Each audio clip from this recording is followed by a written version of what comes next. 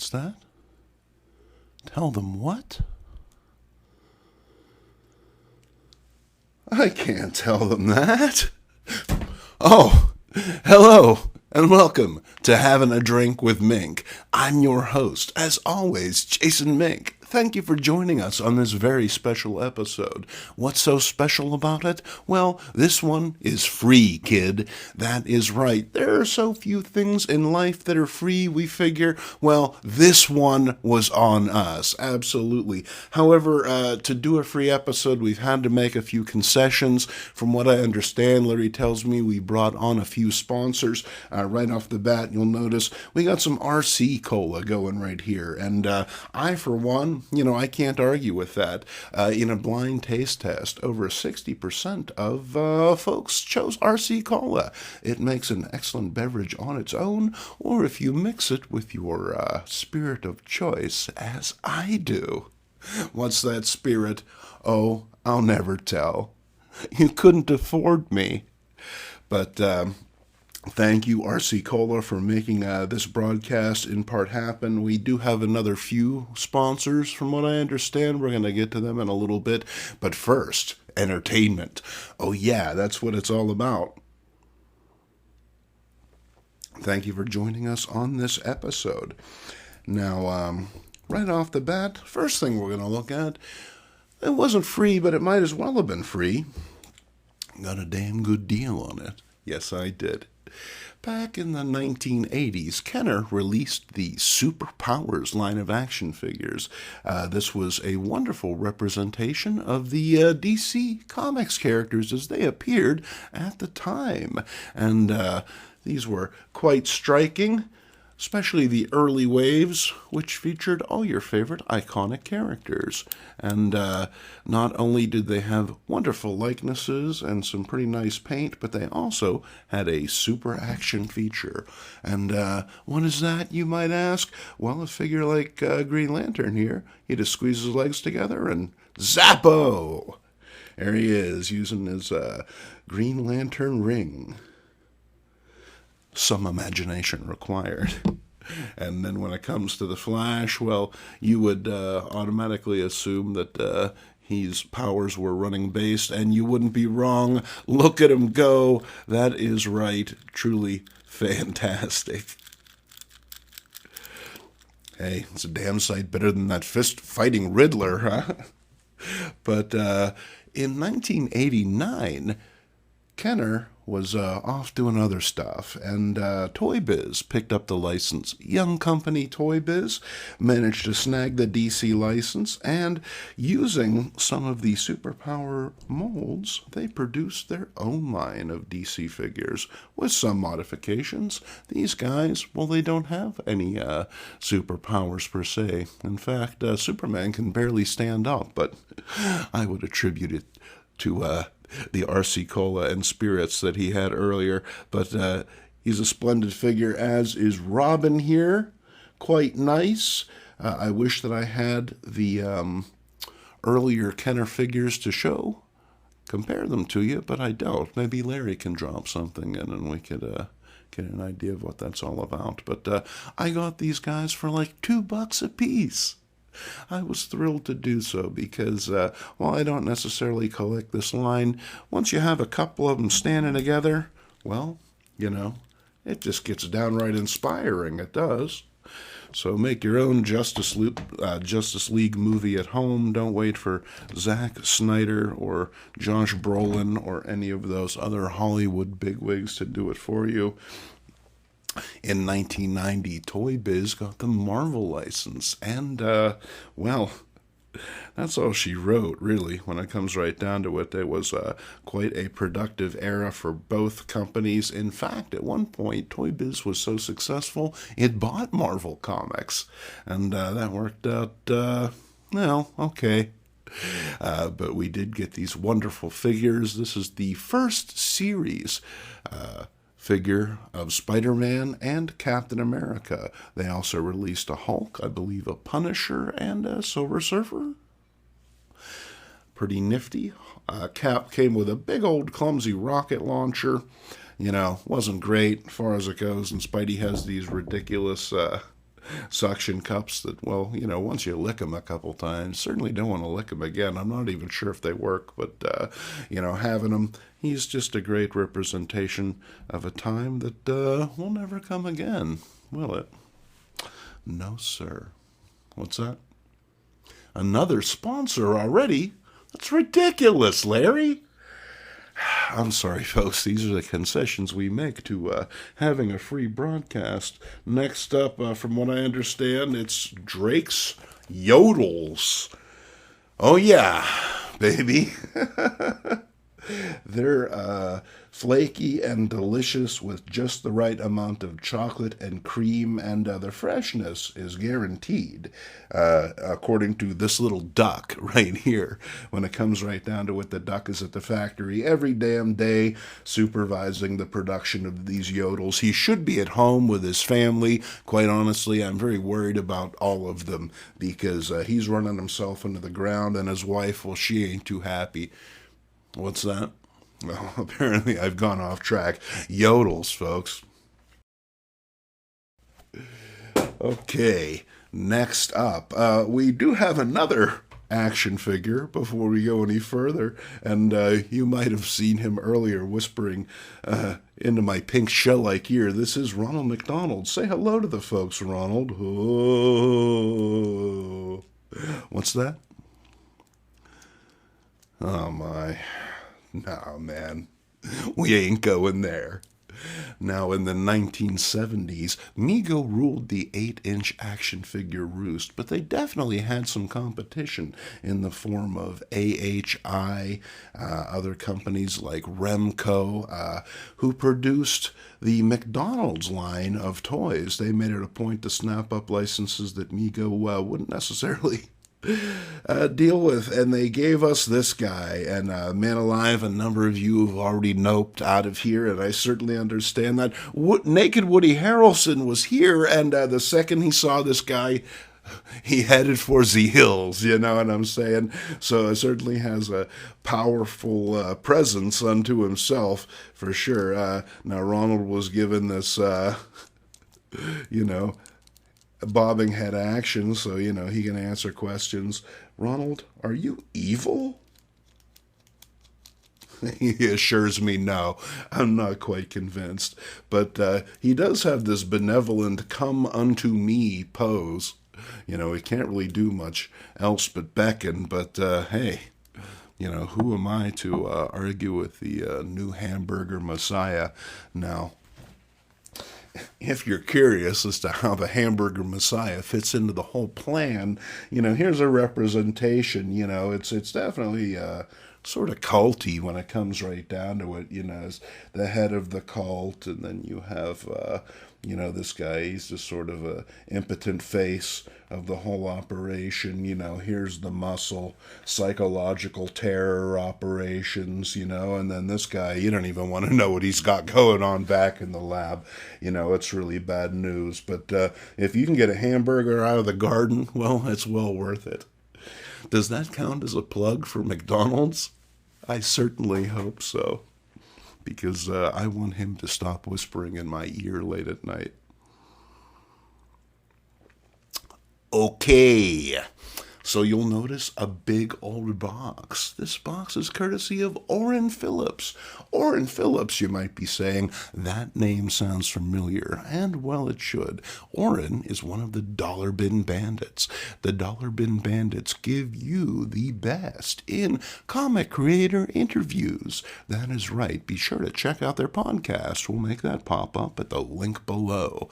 And Orrin knows how much I like snacks. Apparently we got some Tostitos, some Ruffles, some Cheetos, some Stacy's. Wow, the good stuff. Okay, I remember when I worked in catering back in the day, and we'd get those Stacy's pita chips in. They were pretty good. All right, so Stabby Joe, I'm not really sure where he vanished, so Sir Basil Snippington has offered to help us out in this instance. He's going to get in there. He's going to make short work of this. Absolutely. All right, what do we got going on in here? It is a gigantic book. It is Hero a Go-Go. Now, Orrin was telling me all about this book. He said, if you don't have this book, you should have this book. And I'm like, I'll keep my eye open for it. And, let's hear it for being proactive, huh? He sent me the Ding Dong book, and what a book it is. Campy comic books, crime fighters, and culture of the swingin' 60s. And I happen to have comics featuring this fella right here sitting on my kitchen counter. Larry, can we get a shot of my crop it? Yeah, I don't want to show too much of that. But, then we have Dell's Frankenstein, and we have the original Captain Marvel, as well as Dr. Evil. Oh, yeah, it's groovy, baby. And then Captain Nice, Lost in Space. And Jan and Dean meet Batman. So, this is a wonderfully hefty tome. Cannot wait to tuck into this. Thank you so very much. Let's put it. I'm going to put it right there. And then, wouldn't you know it? Well, there are some comic books in here as well. Thank you so much. Let's see what they're all about. First off, it's a Treasury edition. The Incredible Hulk, number 17. Oh, yeah, and it's a Whitman edition. Interestingly enough, a cataclysmic collection of classic confrontations. The Hulk in this issue fights Roy Thomas, Archie Goodwin, Herb Trimpe, Sal Buscema, John Severin, and Sal Trappiani. I don't think those creators are going to fare too well against these guys, other than Sal, of course. That guy knew his way around a lightning-struck mountain for sure, but you can dig this artwork on the back. Hulk here is in the swamp, of all places, facing off against the Rhino, the Man-Thing, Havoc, and the Leader. Or, maybe the Leader is just... making a little guest appearance. A pop-in, as they say. Who doesn't like a pop-in?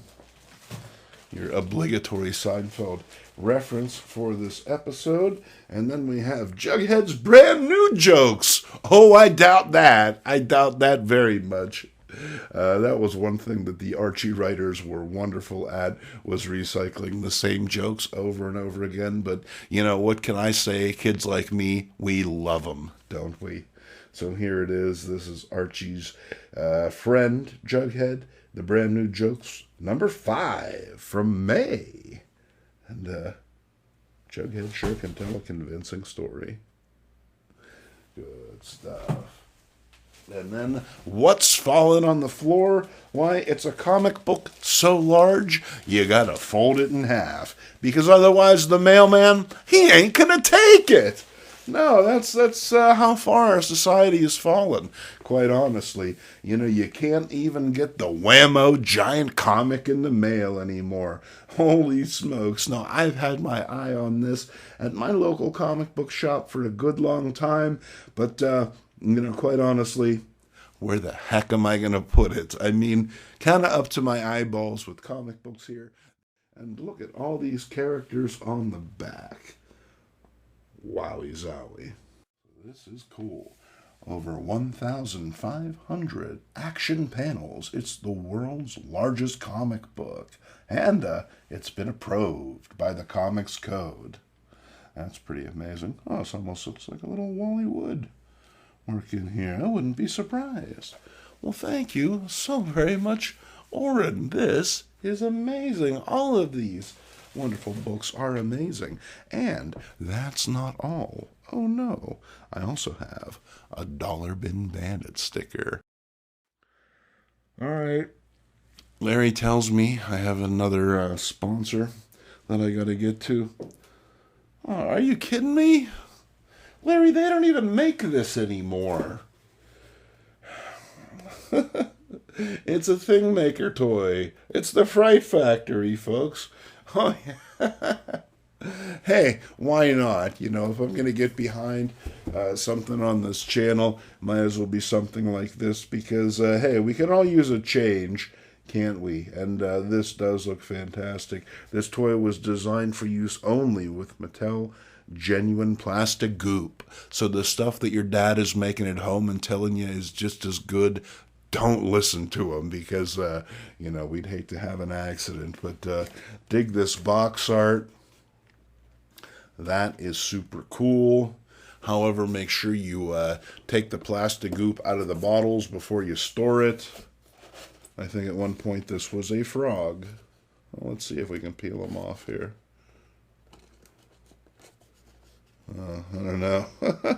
Looks like a frog.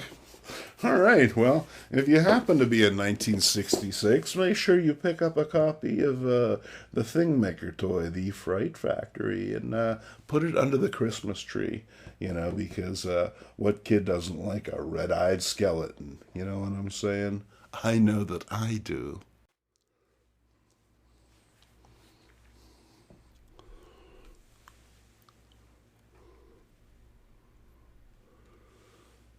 Hey, I got him to stick.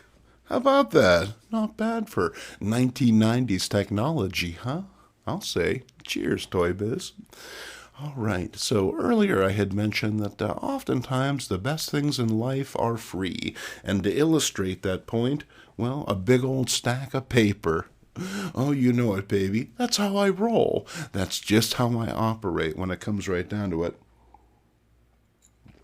Now, a friend of mine wanted me to have these books. He felt that they belonged in the archive, and I was overjoyed to take them in. How overjoyed? Well, this overjoyed.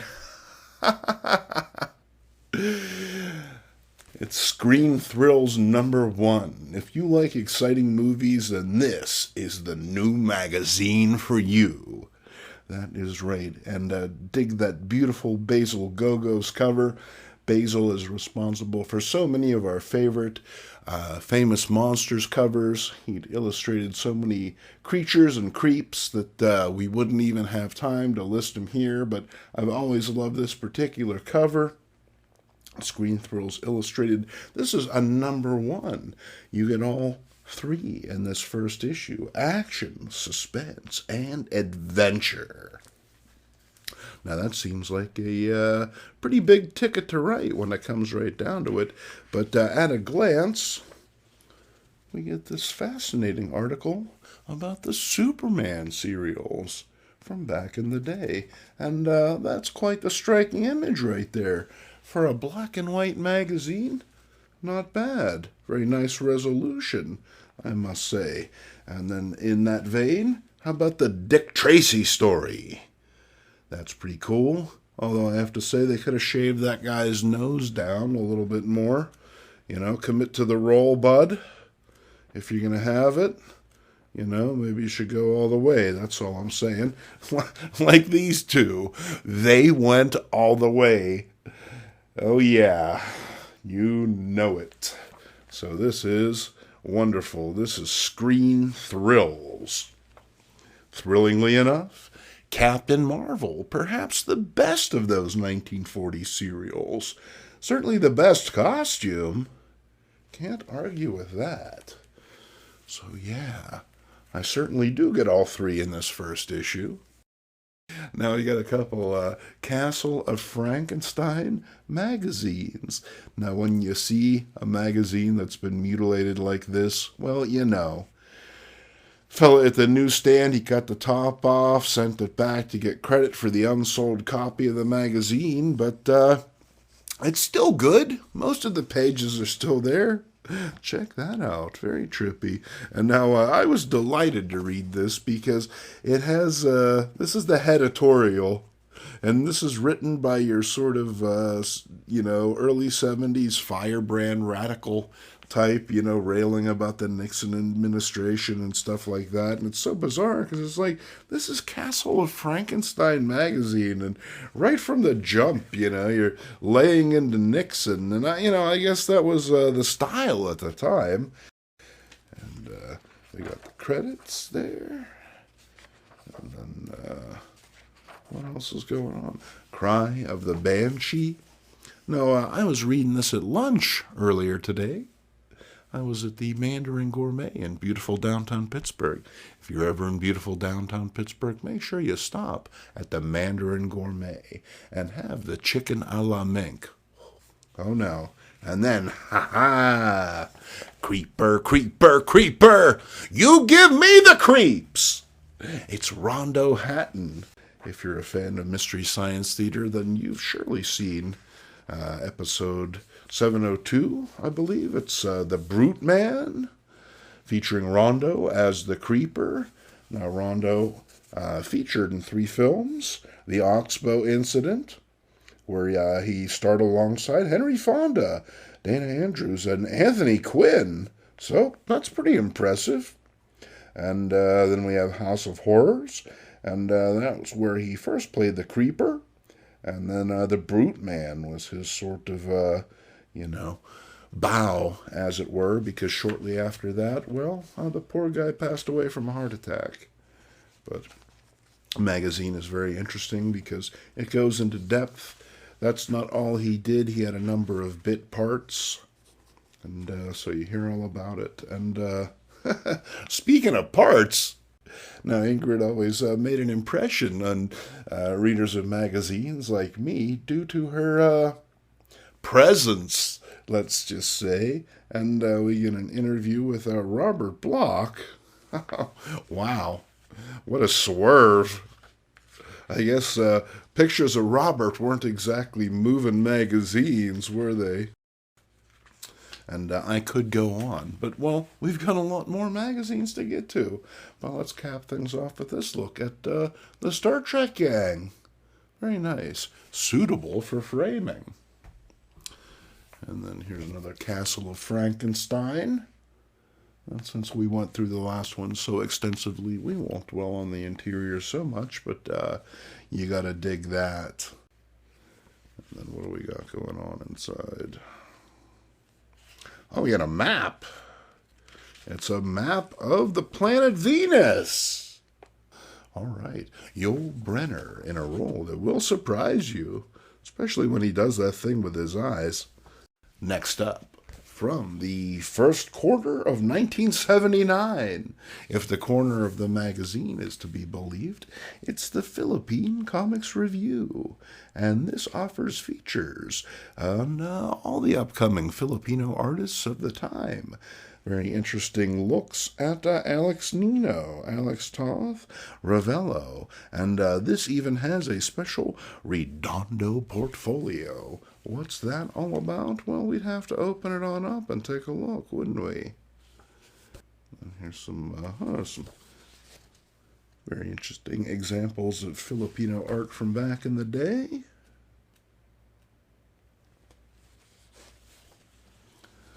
Isaac Tolentino, he was the first Philippine comic book editor. Very nice to have a little breakdown on folks like that because, unless you look for it, sometimes that information, it's just not out there. Capsule biography of Francisco V. Cochino. So yeah, that's pretty much got it all. Thrilled to add it to the archive. And then here's a coverless cutie. This is Web of Horror #1. Now, I've often gazed longingly at these magazines and the long boxes at cons or at the local comic book shop, but the price usually keeps me away. But, when this one was offered to me free, I had to snap it up. Oh, sure, it's missing a little bit of that first story, but, I'll work it out somehow. I'm a smart guy. But this is just chock full of stories in these classic late 60s style. And then dig some of these ads, including the winking, blinking monster eye. Oh yeah, you'll be the life of the party when you show up wearing that, folks. Not only that, you can have yourself a black widow spider or some terror teeth. Or jumping rat in the box. Box not included. And then here's a couple issues of the Comics Journal. And a wonderful magazine in its own right. I made it a point to pick these up because they feature a 2-part interview with Howard Nostrand. Then we've got some Vampirella. another coverless cutie. This is number 33 from May of 1974. I was nearly 4 years old then. How about that? Chock full of wonderful stories. And, of course, all those ads that we've come to know and love. Get yourself a Vampirella nightshirt. Oh, you'd be irresistible in that. And then we have some Planet of the Apes plastic hobby kits. All your favorites. There's Dr. Monkey Face. There's Bad Posture Mike. Oh, there's Shooty McGee. And there's General Yanus. Yeah, good stuff. And then we got some Monster Glow kits. So much good stuff. If you had a time machine, people would be like, please go kill Hitler. Please save my grandpa on the Titanic. I know, I gotta go buy model kits. I'm sorry. I have my priorities. And then here is issue number 1 of Modern Monsters. This was another magazine designed to give those Warrens a run for their money. This was intended to be a more serious approach to the monster phenomena. We've got this moody picture of Bela Lugosi as Dracula and what would appear to be the bat symbol in the sky. And on the back, I was about to take a nap and sleep my big lunch off. Like I said, I had Chinese food earlier. Delicious. And but I was reading this publisher's note right before I went to bed. I was struck by it. I knew that I had to share it with you. We are now in the Monster Magazine publication, but we, of course, have published other magazines. In Modern Monsters, we are going to endeavor to give you the very finest of this type of magazine on the market. To do so will take time and work, and we trust you will be patient. We intend to give you as near as possible what you want. We would like for you to do us a great big favor. Will you tell 9 of your friends about Modern Monsters? Better yet, why not take them down to the newsstand so they can have their very own copy? We appreciate your buying our magazine from your newsstand because he is a local merchant. Also, without him, we could never have brought you this fine magazine. You can keep up to date by checking with your news dealer several times a week. Just tell him Modern Monsters magazine said for you to buy all your magazines from him. Oh yes, we thank you ever so much. Jim Matthews, publisher. So yeah, who says that the best things in life aren't free? Thank you, my friend, for providing me these books. Thank you, Oren, for the wonderful package. Thank you to everyone who tuned into this episode. And, of course, thank you to our sponsors, RC Cola, Yodels, the Fright Factory, and Great Value Shredded Seasoned Potato Hash Browns. I know what I'm doing with the rest of my evening. All right, well, from all of us to all of you, cheers, folks.